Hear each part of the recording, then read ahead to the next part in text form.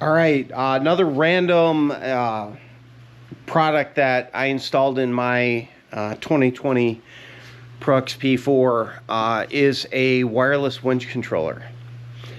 I never realized how annoying it would be to have a wired winch controller. I mean, you never want to get rid of that because, you know, your batteries can die in your wireless controller or whatnot. But there's been times out on the trail, it's just super inconvenient. And a wireless one would be, better. And I always wanted to add one. I'm like, oh man, how do I do this? How do I do this? And one day I just got on Google. I found this kit. It's from X-Bowl. So this is the controller. It looks like that. X-Bowl is the company. Pretty sure I got this on Amazon. It was I think $40, and there's kits that are like $15 that look identical to it. I just have used X-Bowl products in the past, like 1 or 2 times. I mean, not like a lot of experience with them, but products worked. Saw a label I recognized. I don't think I'm that unique, so marketing pays off, I guess. I don't know. Anyway, I got the kit, and the install was super simple. You go down to your winch controller, which is this guy right here. You've got a power, which goes to your power lead. You've got a negative that goes, or a black that goes to your ground. And then this is your winch out, winch in, whatever. One is out, one is in. And these are where you can control it from here. And then the wiring goes into my cab. Now, when it comes, you're just gonna get this guy right here, this controller box.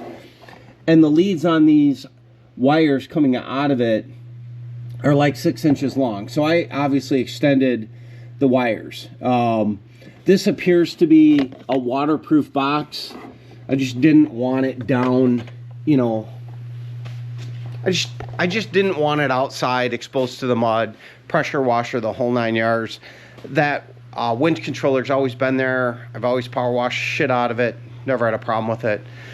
But it works super great. It was wired it up first try.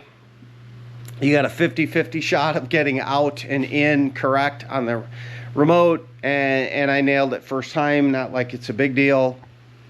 On this one, it's a little bit. I mean, it's not like this is working now, because otherwise, if it's on all the time, you're going to drain the batteries in the remote. So you got to press and hold this until you see the light come on, which I didn't do it long enough. Which that is a good thing, so that if something hits the switch, it doesn't turn the remote on. So press and hold it until you see the red light, or green light, excuse me. Anyway, now it's on. Now it'll work. So you got in, you got out. You see it working there. Another pro tip: turn it off, press and hold it until the light goes off. Now it's off. If you ride in really dusty conditions, all right, let me rephrase, start over. Another pro tip: if you ride in dusty or muddy conditions and you have synthetic line on your winch, it's a good idea at least once a season to run that winch line out all the way. I mean, all the way. Take a washcloth, clean it off, let it dry overnight, and then run your winch line back in the machine. Just about, I don't know, at least once a season I go to use my winch line, and I have a hard time getting it undone because it's all caked with dirt and whatnot and sticking to each other inside there. And the only way I found to get it off, hook the winch line to another machine or a tree or whatever and back up. You know, I mean, you just finally will get it to break free, run it all the way out, run it all the way back in, which, I mean, that's fine. It's just so much easier to do it at home, hook it to, you know, the truck, tree, whatever, and it works really good. So remember, pro tip, clean out your winch line once a year, at least, depending on how much you use it. We ride a lot, and we ride in, I mean, Wisconsin trails are nothing but dust or mud. It's never in between. It's usually completely dusty, completely muddy. One of those two. So it gets dirty. So, once the season usually works for me.